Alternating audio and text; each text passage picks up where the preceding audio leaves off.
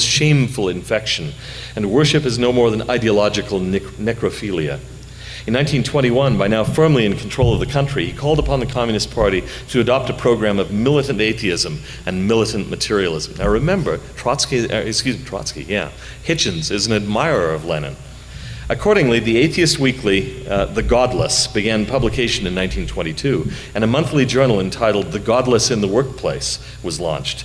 In 1923, the party set up the League of the Godless. In 1924, doesn't it sound like a theocratic state to you?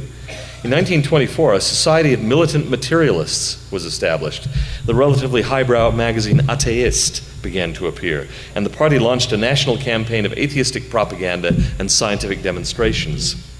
By 1929, the League of the Godless had 465,000 members, 9,000 cells of atheist agitators, and it changed its name to the League of the Militant Godless. In 1932, it could claim 5.6 million members. Museums of scientific atheism were built across the country. During 1940, 239,000 anti-religious lectures were delivered to an estimated audience of 11 million nationwide under the auspices of the League. But the Bolsheviks weren't content with propaganda. In 1922, Orthodox churches were ordered to surrender all of their treasures, including chalices and clerical vestments, over to the state. When the Patriarch tried to retain objects related to church sacraments, they were seized by force. More than 8,000 members of the clergy were killed during the process of expropriation. And over 1,400 violent clashes are recorded between agents of the state and angry believers. By 1930, estimates the British historian Richard Overy, a fifth of all of those imprisoned in the far northern Solovki prison camp complex were clerical victims of religious persecution. By 1940, the overwhelming majority of churches, chapels, mosques, synagogues, and monasteries had been either dynamited, closed down, or seized by the state for some other use.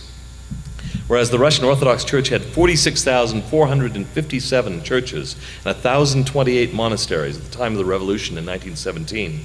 By 1939, there were fewer than 1,000 still in operation, and some estimates put the number as low as 100. 600 religious communities existed in Moscow in 1917. By 1939, only 20 survived. The famous Stratnoy Monastery, for example, located in the heart of the city, was converted into the National Anti-Religious Museum. I remember the church in St. Petersburg, formerly Leningrad, the St. Isaac's Cathedral, was, according to the guides we had there under the Soviet Union, donated to the state by the Russian Orthodox Church. Alexander Solzhenitsyn puts the proportion of women imprisoned for their religion at Solovki, a facility he knew during his own imprisonment, at about a third. When the women of the religious commune near Khosta were arrested and sent to Solovki, their children were left to fend for themselves on their farms. They tended the orchards and vegetable gardens, milked their goats, studied hard at school, and sent their grades to their parents. Solzhenitsyn says, together with assurances that they were prepared to suffer for God as their mothers had, and of course the party soon gave them the opportunity. At that time, Solzhenitsyn says, at the very beginnings of the Soviet system under Hitchens, much admired Lenin and Trotsky, the authorities used to love to set up their concentration camps in former monasteries. They were enclosed by strong walls, had good solid buildings, and they were empty. After all, monks are not human beings and could be tossed out at will. In Moscow, for example, there were concentration camps in at least 3 monasteries. Others were located in empty nunneries as early as September 1918. Men of religion, says Solzhenitsyn, were an inevitable part of every annual catch, and their silver locks gleamed in every cell and in every prisoner transport en route to the Solovetsky Islands. From the early 20s on, arrests were also made among groups of theosophists, mystics, spiritualists, religious societies, and philosophers of the Berdyaev circle. They were arrested and destroyed in passing. Of course, ordinary Roman Catholics, Polish Catholic priests, etc. were arrested too, as part of the normal course of events. However, the root destruction of religion in the country, which throughout the 20s and 30s was one of the most important goals of the government, could only be achieved by mass arrests of Orthodox believers. Monks and nuns, whose black habits had been a distinctive feature of old Russian life, were intensively rounded up on every hand, placed under arrest, and sent into exile. They arrested and sentenced active laymen. The circles kept getting bigger as they reeked in ordinary believers as well, old people, and particularly women, who were the most stubborn believers of all. True, they were supposedly being arrested and tried not for their actual faith, but for openly declaring their convictions and for bringing up their children in the same spirit. As Tanya Khotkevich wrote, "You can pray freely, but just so God alone can hear." She received a 10-year sentence for that verse. A person convinced that he possessed spiritual truth was required to conceal it from his own children. In the 20s, the religious education of children was classified as a political crime under Article 5810 of the Code. Now, such people, Solzhenitsyn observes, typically received 10-year sentences to the labor camps. They were prohibited from returning to their children and homes even upon their release. By contrast, prostitutes customarily received 3-year sentences, continued to ply their trade among camp administrators and guards, and then returned home bearing suitcases laden with gifts. The number of Orthodox parish priests fell from approximately 40,000 in the late 20s to roughly 4,000 in 1940. And this was by no means merely the result of natural attrition or a national loss of interest in religion. Many had been executed as counter-revolutionaries or died in prison camps, while unknown numbers were in hiding. Jewish and Muslim religious figures suffered similar fates. After 1929, religious study groups and Bible circles were banned. Religious youth and women's groups were prohibited.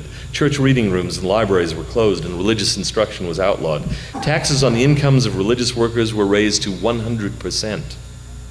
Civil service workers were fired if their fathers had been Orthodox priests. People who refused to work on Sundays were imprisoned. Some religious believers were deliberately starved to death.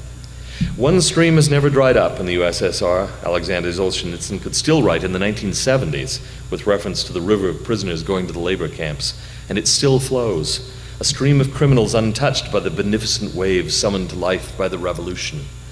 A stream which flowed uninterruptedly through all those decades, whether Leninist norms were infringed or strictly observed, and flowed in Khrushchev's day more furiously than ever. I mean the believers, those who resisted the new wave of cruel persecution, the wholesale closing of churches, monks who were slung out of their monasteries. These are in no sense politicals, they're religionists, but still they have to be re-educated. Believers must be dismissed from their jobs merely for their faith. Komsomols must be sent along to break the windows of believers. Believers must be officially compelled to attend anti-religious lectures. Church doors must be cut down with blowtorches, domes pulled down with hawsers attached to tractors, gatherings of old women broken up with fire hoses.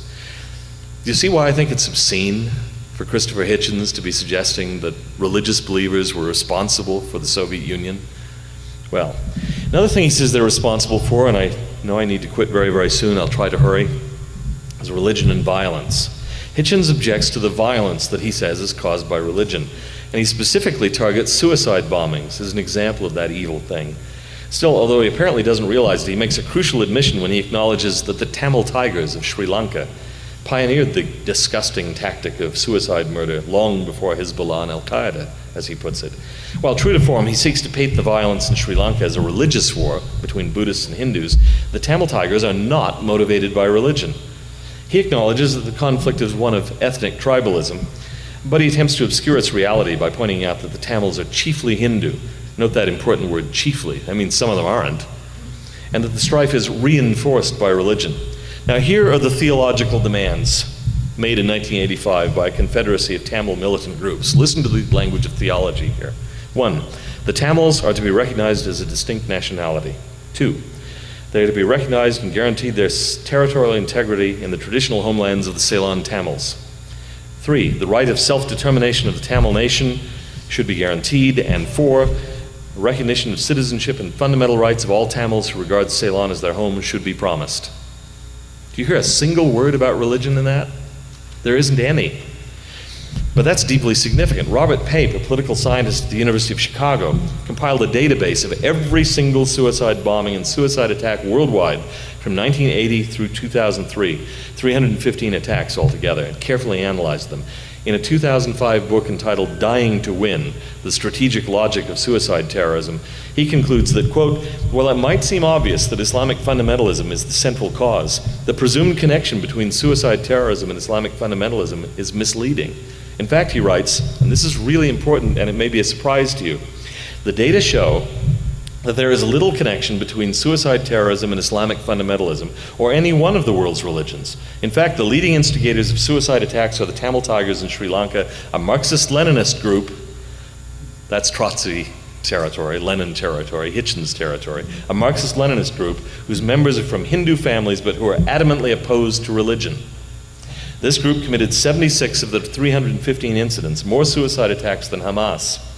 Rather, what nearly all suicide terrorist attacks have in common is a specific secular and strategic goal: to compel modern democracies to withdraw military forces from territory that the terrorists consider to be their homeland. Religion is rarely the root cause, although it is often used as a tool by terrorist organizations in recruiting and in other efforts in service of the broader strategic objective. Okay.